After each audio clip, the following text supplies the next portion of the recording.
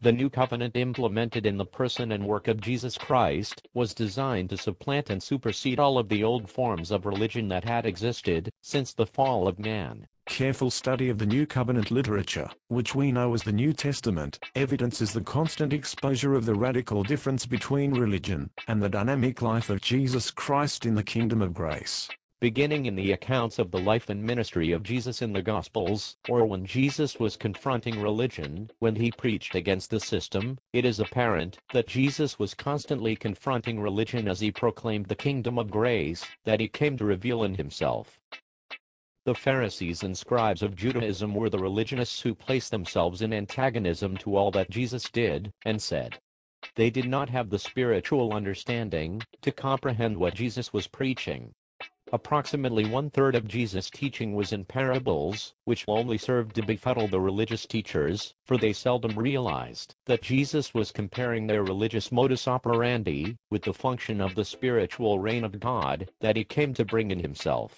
See the differences. The teachers, Pharisees, Sadducees, teachers of the law and so on, tried changing the people with laws and rules. But Jesus changed people with love and friendship. Eventually the teachers realized that the parables were exposing them, and they began to take measures to silence their nemesis by execution. In the Acts of the Apostles, Luke carefully explains that in the earliest history of the Church, the initial Christian leaders were progressively made aware of the radical difference between the Christian gospel and all religion. True Christianity had to be unencumbered and unhindered from any identification with Judaic religion. Peter's dream in Joppa, the inclusion of Cornelius and the Gentiles, the antagonism of the Jewish leaders in Judea, all represent pictorial scenarios of the progressive awareness of how true Christianity had to break free from all religion. Paul's epistles bear the repetitive theme of explaining the difference between religion and true Christianity. In his letter to the Romans, Paul explains that righteousness is not in religious rites or the law, but in Jesus Christ, the only righteous one. In this letter we know as 1 Corinthians, Paul counters the religious excesses that were developing in the young church at Corinth.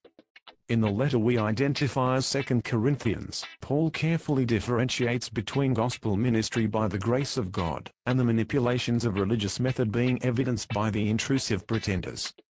Writing to the Galatians, Paul pits the gospel versus religion, forcefully denying that there is another gospel, as inculcated by legalistic religion.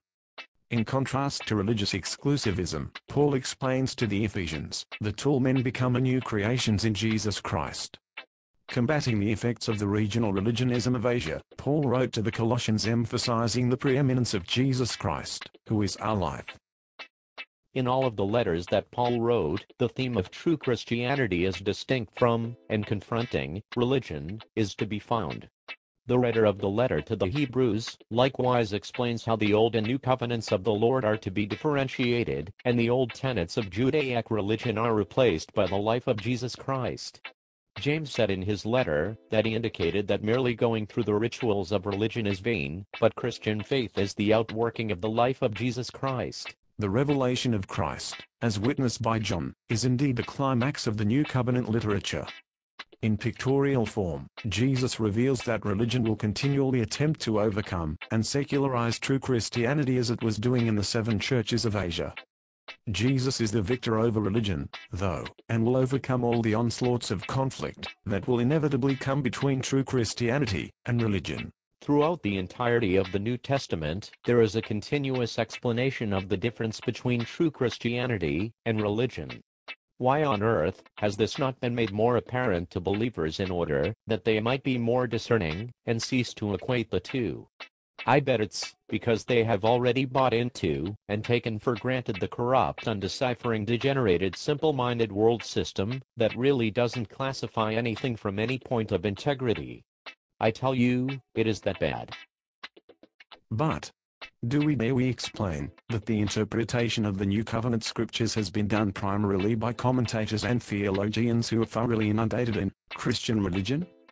God forbid. Religious interpreters whose very livelihood is on the line would be hesitant to expose their own religious methods, even if they had the spiritual discernment to recognize that such religious practices were being exposed in the scriptures.